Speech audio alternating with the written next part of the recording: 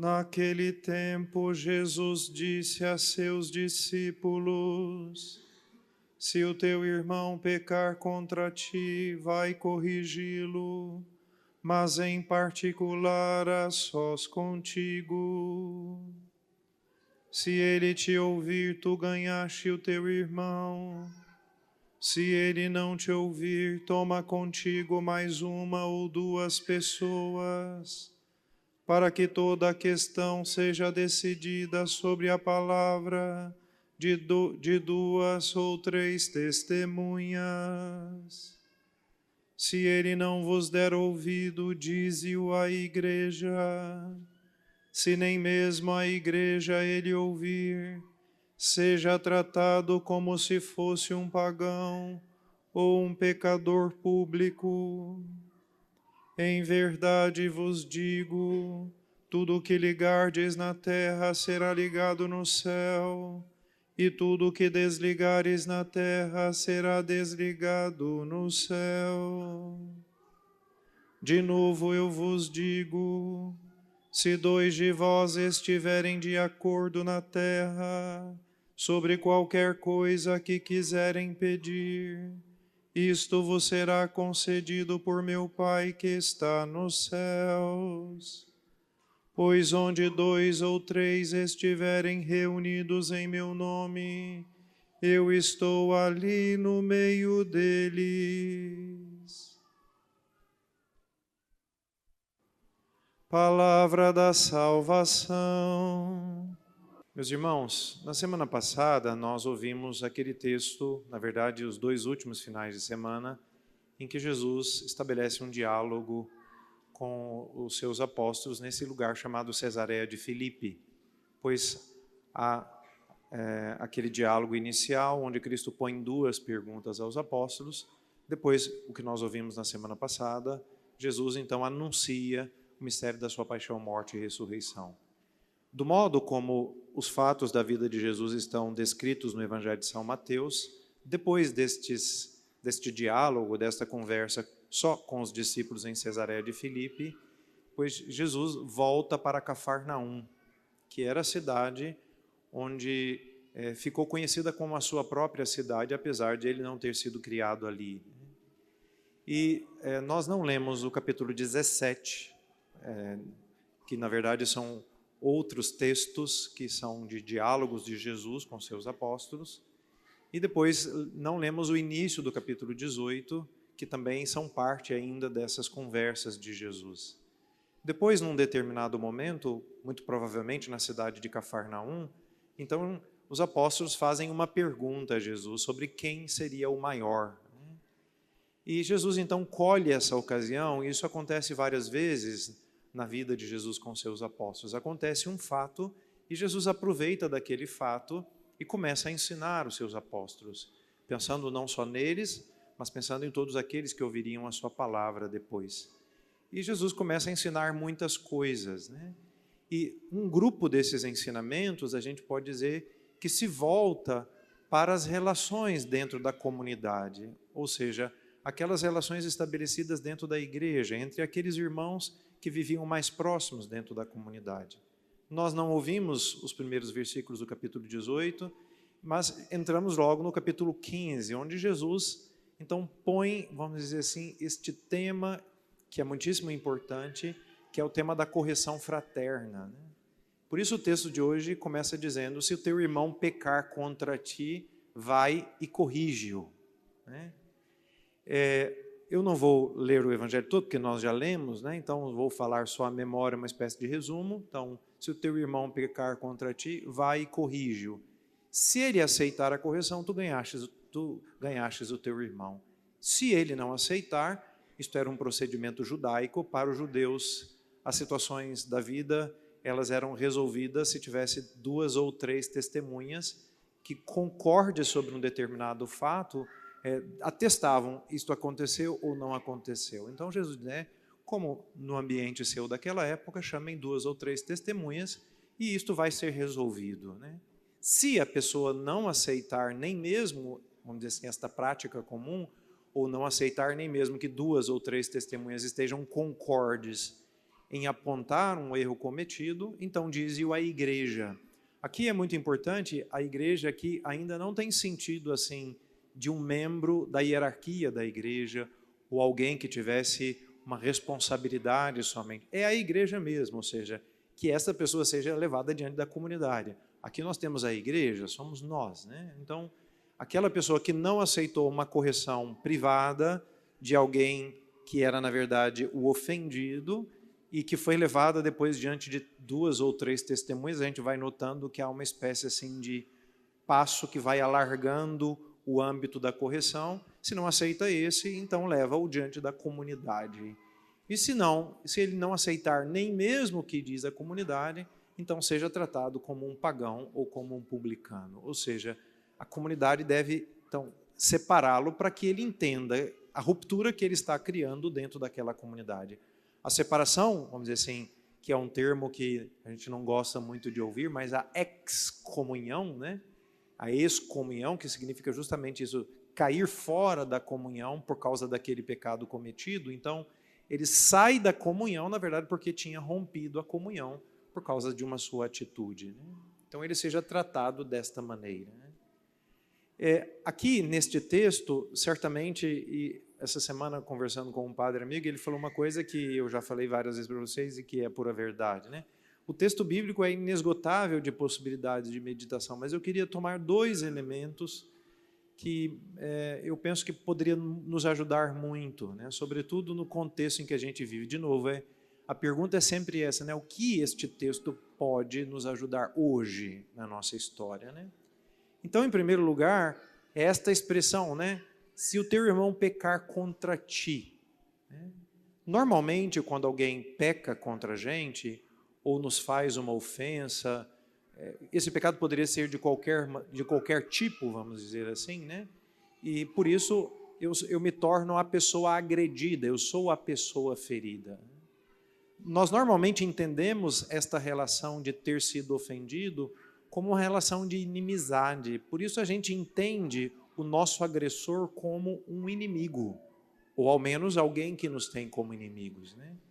E nós nos consideramos, sob certo aspecto, ou ao menos, né, como as vítimas daquela situação, porque alguém nos ofendeu, alguém nos agrediu, alguém fez alguma coisa contra nós. Que, como eu disse, sob certo aspecto, isso é verdade, né? Se alguém me diz uma palavra errada, se grita contra mim, se me ofende, se me xinga, se me bate, se me rouba, ou seja, eu sou realmente, sob certo aspecto, a pessoa ofendida, ou seja, a ferida causada é sempre no agredido, né? Mas há um elemento que a gente considera muito pouco. Do ponto de vista da ferida, podemos dizer assim, que o agredido, ele é o ferido. Porém, ele é o ferido, eu vou colocar assim, porque não dá para apresentar todos os matizes de um discurso como esse, mas apesar de ser o ferido, ele é inocente, ou seja, ele é ferido, porém ele não tem culpa. É claro, alguém pode dizer, padre, mas alguém pode ser ferido por culpa própria. Eu entendo isso, entendeu? Se a gente começar a levantar diversos sis, claro, é possível que hajam diversas situações e que alguém que seja ofendido realmente seja culpado da agressão sofrida. Mas aqui, a perspectiva do Evangelho não é esta, né? Então, quem é ferido, quem recebe a agressão, ele, podemos dizer assim, ele está ferido, porém é inocente. Ele não é culpável daquela ferida recebida. Porém, aquele que feriu, apesar de não ter a ferida que ele mesmo causou, mas este sim é culpável, ou culpado, a gente pode dizer. Ou seja, recai sobre ele uma ferida que, do ponto de vista do Evangelho, do caminho da conversão, do caminho da santidade, é muito pior do que aquele que foi ferido. Se a gente quisesse tratar isso em termos de pecado ou santidade, né, quem recebe a ferida pode absorver isto e pode fazer um passo no seu caminho de santificação. Quem faz a ferida cometeu um pecado e, na verdade, está indo numa direção contrária à da própria santidade. Isso significa que, do ponto de vista da nossa fé, quem feriu está no estado pior do que quem é ferido. Eu não sei se vocês me acompanharam, vocês esperando o lanche depois da missa e não estão prestando atenção na homilia, né? Então, não sei se vocês entenderam. Então, quem comete a ferida, do ponto de vista do caminho da conversão, da santificação, se encontra numa situação pior do que aquele que é ferido. É claro, quando nós recebemos uma ferida, como ela nos causa dor, como ela nos cria incômodo, dificuldade, é difícil fazer um raciocínio como esse, né? Mas agora, assim, vamos dizer assim, friamente falando, é mais fácil de que a gente compreenda, de fato, de que o agressor está numa situação muito pior do que o agredido. E é aqui que a gente, vamos dizer, olhando desta maneira, que Cristo nos chama, então, a fazer a correção fraterna. Porque alguém que é ferido se dispõe a corrigir o seu agressor, né? Justamente por causa da caridade. Na verdade, só o amor, e aí a gente precisa se lembrar disso, né? Que nós somos aqueles que por primeiros ofendemos a Deus, agredimos o Senhor com a nossa própria vida. E o que Cristo faz diante da agressão sofrida, né? Ele não se volta contra o agressor, mas aqui, usando as palavras do Papa Bento XVI, ele vira-se contra si mesmo e morre por causa do seu agressor. Esta é a perspectiva do Evangelho. Apesar de que o corpo de Cristo é dilacerado pelas flagelações que recebeu, pelas ofensas recebidas, cusparadas, tanto que Jesus apanhou, ele era aquele que estava ferido por nossos pecados, mas os pecadores éramos nós. E por isso Cristo morre de amor, ou morre por amor pelos pecadores, por aqueles que eram seus algozes, e o faz por amor a nós, e o faz para que nós possamos sair daquela nossa situação de pecado. Por isso que a base da correção fraterna, na verdade, é o amor que nós temos que ter uns pelos outros. Ou seja, quando alguém me fere, ele se encontra numa situação pior do que a minha, que está ferido.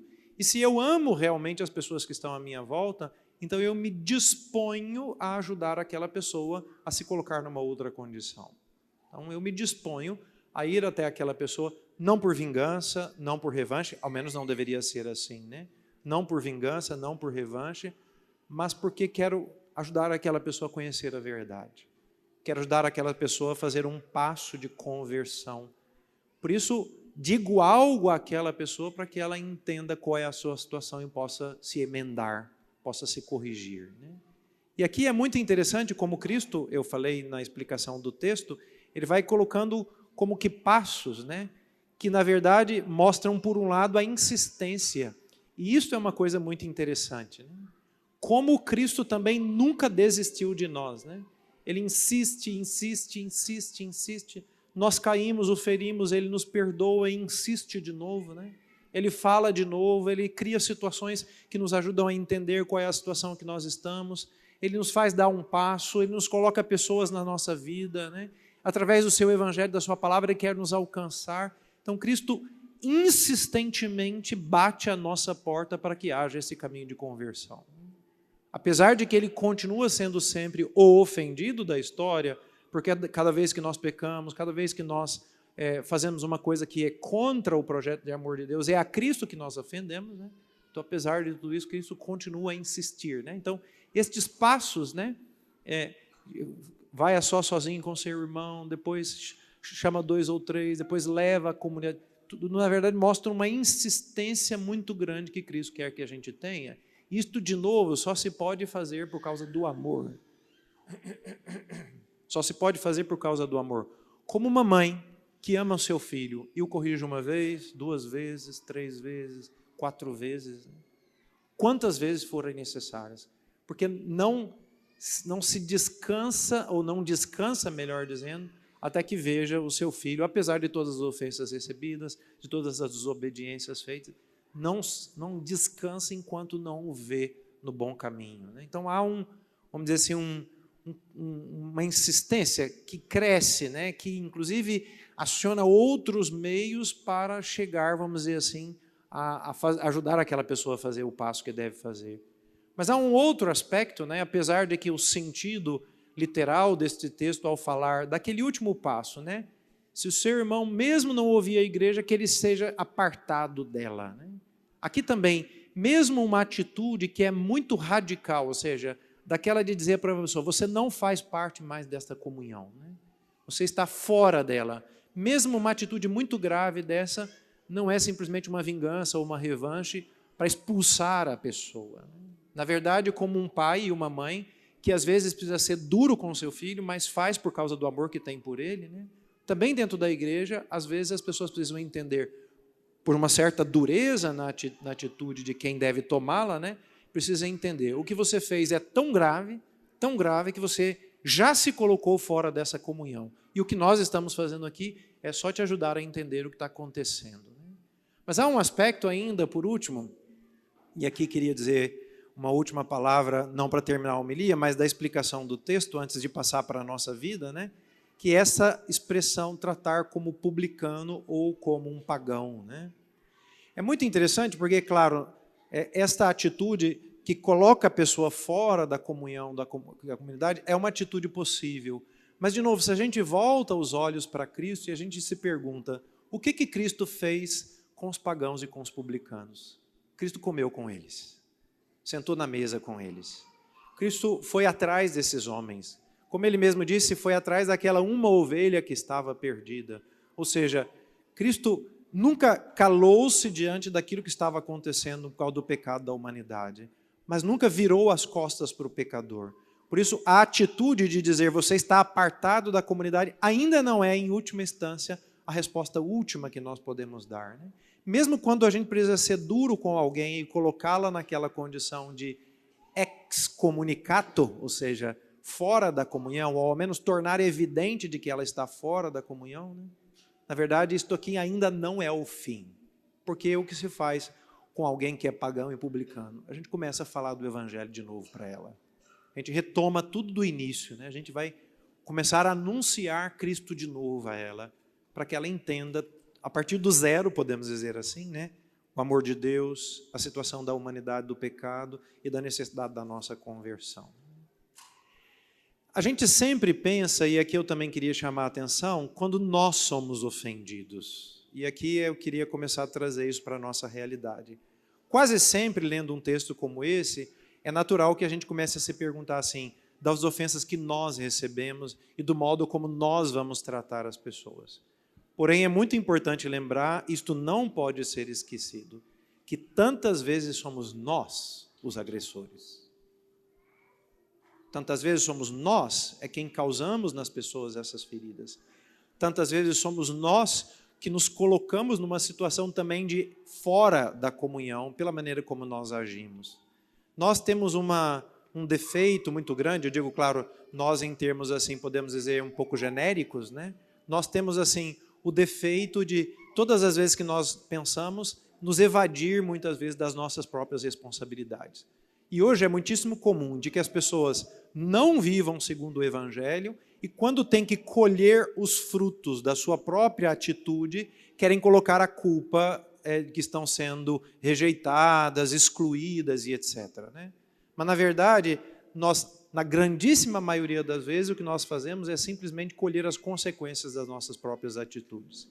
Muitas vezes dentro da igreja, existem certas circunstâncias que ou os pastores ou a própria comunidade precisa dizer a nós, olha, isto não está correto, isso não pode continuar assim, e se continuar a consequência é essa ou essa. Então a gente, mas agora não me acolhem, a igreja não me acolhe, as pessoas não me acolhem, elas me rejeitam. Peraí, nada disso. Eu sou um ofensor da comunhão, eu sou alguém que agride as pessoas com as minhas atitudes. E estou só pagando por aquilo que eu estou fazendo.